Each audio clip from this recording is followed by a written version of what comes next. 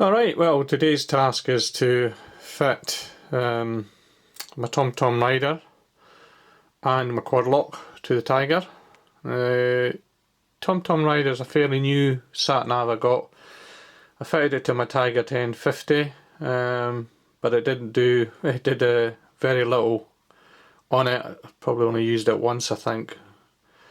So it's pretty new, and all the mounting stuff was never used because the Tiger already had a mounting for it.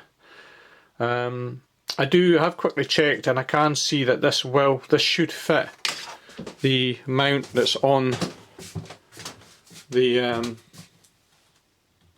Garmin. So well, it looks like you were right. It looks like that is set up to take that, so that's probably going to be good. I'm not sure I'm going to do this. I do have an Optimate lead. I do have these Optimate extensions that I used on my Harley and worked quite well. It does mean that you've got 12 volts going all the time to the devices. It's not really a problem with the Quadlock because you tend to disconnect that anyway, you know, when you take your phone off. And the sat nav, I tend to be pretty good at disconnecting that as well. There is this lead that comes with sat nav that has a couple of pinouts on it. I'm not going to film the whole process because, to be honest with you, I'm going to be fumbling about trying to figure out what I'm doing. But I will give you a summary of what I've done once I've done it. I'll show you where I've put things, where I've routed it, how I've connected it. So you'll get all the valid points, you'll get anything that I think is a problem that you need to watch out for. So what I did was I took this screw here out. Hopefully you can see here, I took the two screws out here, okay? Then there is a screw here, and once you take those out and you slide this back the way, because it goes into there's a screw like this on the tank that the panel slots into, so you can pull that back the way and get it out from here, get it clips in behind here, and you can pull that out.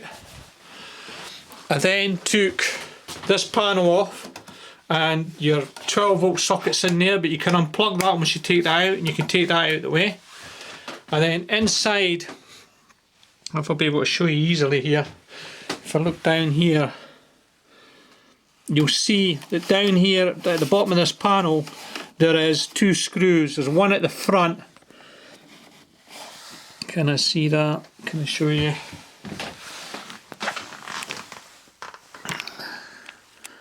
Right, so in here there's a screw there and there's a screw there.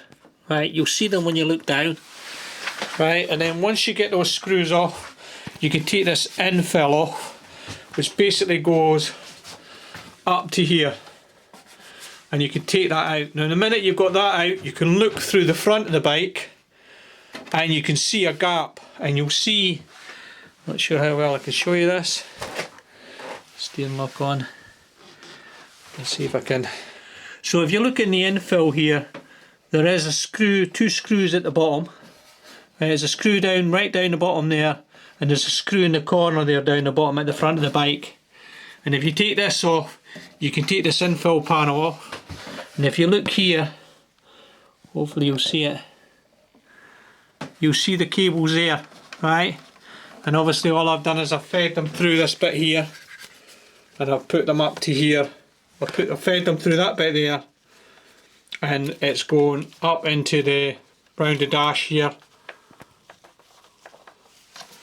And the cables, well, the minute I took that panel off, not easy with this cam, the minute I took that panel off, I was able to get the rods through, and they came through and they came out round about here, right? Round about here, and from here I was able to then hand feed the cables round the frame, and basically then just tucked it down here, tucked it under the unit here, and then this is where I've made my connections. And that's it. That's all there is to making that work. I've got a bit of a problem how I'm going to be filming stuff.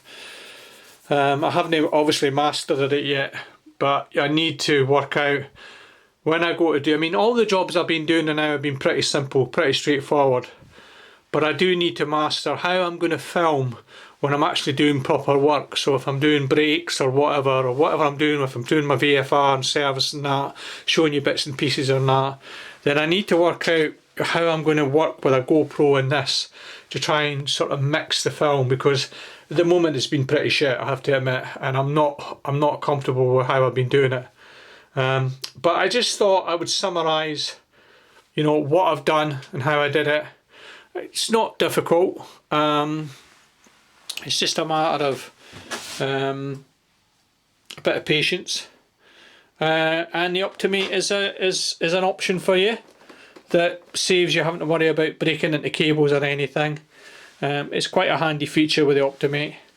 I did it on my Harley and it worked fine on that, and I had that for a wee while and that worked quite well. So the beauty of it is it's not permanent.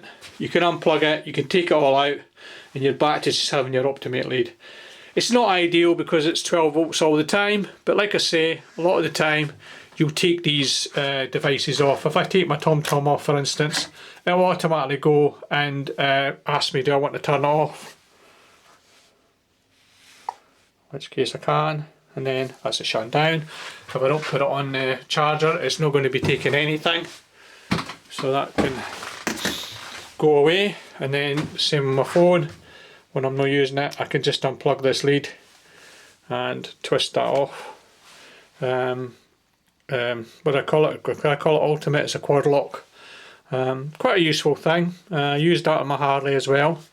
When I bought this actually came with the SE connector on the lead, so I didn't have to modify the lead from here, the one that comes from here. I didn't have to modify, but my sat nav just had two ends on it, so I had a spare SE plug that I could use, and that's what I factored onto the end of it.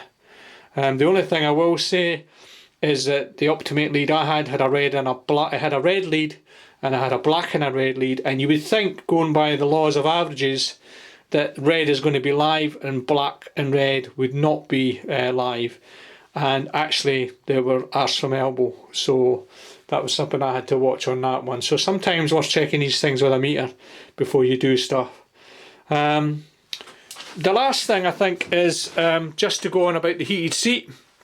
When I made the video with the heated seat, I was obviously trying to see, was it getting hot? I just wasn't sure. I didn't feel that it was really. I was beginning to think to myself, I'm having to question myself, is there any heat there? And I thought, well, that's wrong. If I'm doing that, I've got something wrong, you know.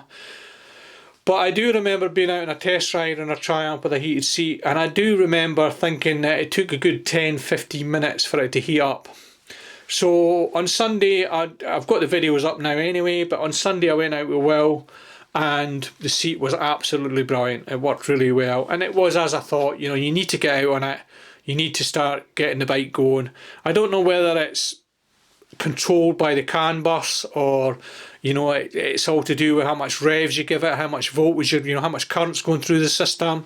I don't know if it's controlled some way by the temperature, the ambient temperature, because you know, just revving it in the garage, it certainly never felt like it was getting hot. But out on the run, on setting 2, I felt like it was actually getting too hot, and on setting 1 it was fine, and I'm really pleased with it. So I'm off tomorrow, so I'm hoping that I can maybe take it for a run. I did notice they were out today spreading salt on the road, so that wasn't a good sign. But I'm going to see how I feel tomorrow, and if I feel like it, I'm thinking of taking it maybe. I have a loop that I do. We went up to Loch Ernhead on Sunday, but I have a loop where I do Loch Ernhead and Killin and Kenmore. It's about 155 miles, so I might be tempted to do that tomorrow, but I think it's going to be cold. But hey ho, and if I feel really ambitious, I might even go up the back end of the moors at Kenmore Moors, which is quite a nice little road. There's a few real tricky switchbacks on that road, but I'll see how it goes, and maybe I'll get some film footage. Anyway, I'm going to call it quits at that. Well, that's the bike done. That's me done all the jobs I wanted to do. I put the rack on it for the top box. I fitted the heated seat. I put the new screen on it. I fitted my TomTom and my Quadlock, and I've even got some tank pads on the tank. It might look a bit overkill, but it seems to work fine. So I'm really pleased with it, and I had a great run on Sunday, and looking forward to getting some more miles in. Anyway, I'm going to go now. Take care. Catch you later. Bye.